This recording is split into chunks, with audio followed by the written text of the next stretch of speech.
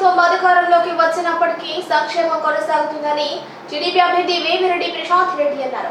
ఆమె ఇదుకూరుపేట మండలం లేపూరులో ఎన్నికల ప్రచారం నిర్వహించారు. ఈ సందర్భంగా ఆమె ప్రజల్ని ఉద్దేశించి మాట్లాడారు. వాలంటీర్లకు తెలుగుదేశం ప్రభుత్వంలో 10,000 రూపాయలు జీతం పెంచుతామని ఆమె పేర్కొన్నారు. అభివృద్ధితో పాటు సంక్షేమం కొనసాగుతుందని ఆమె అన్నారు. ఈ కార్యక్రమంలో పోలంరెడ్డి దినేష్ రెడ్డి తదితరులు హాజరయ్యారు.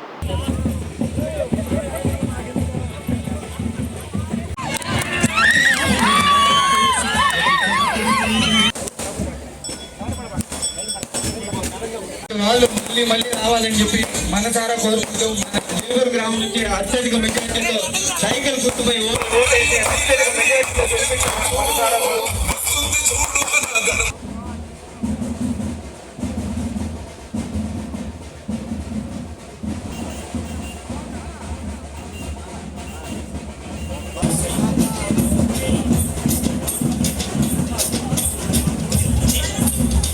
సైకిల్ గుర్తుపై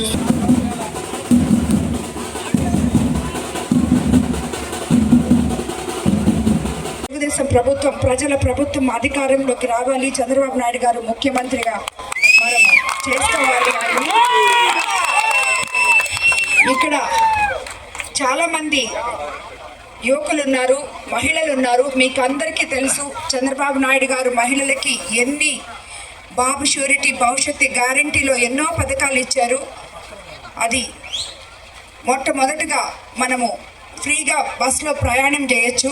అదేవిధంగా ప్రతి మహిళకి నెలకి 1,500 లెక్కన, అదేవిధంగా 3 గ్యాస్ సిలిండర్లు ఫ్రీ, తల్లికి వందనం పేరుతో ప్రతి బిడ్డకి 15,000. ఇంట్లో ఎంతమంది పిల్లలు ఉంటే అంతమంది బిడ్డలకి 15,000 లెక్కన ఇస్తున్నారు వాళ్ళ చదువుల కోసం. ఆ చదువుతో వాళ్ళు ఎంతో ధైర్యంగా ముందుకు అడుగు వేయచ్చు ప్రతి ఒక్కరు కూడా. పెన్షన్ కూడా 3,000 నుంచి 4,000 చేశారు. వికలాంగుల పెన్షన్ 6,000 చేశారు. అదేవిధంగా ఇప్పుడు ఉన్న వాలంటరీ సిస్టమ్ ఇదే మాదిర జరుపుతామని చెప్పి కూడా చెప్పారు. దానికి 5,000 నుంచి 10,000కు వాళ్ళకు జీతం కూడా పెంచుతామని చెప్పారు. కాబట్టి ఇవన్నీ రైతుకు 20,000, ప్రతి రైతుకు 20,000 కూడా ఇవ్వబోతున్నారు.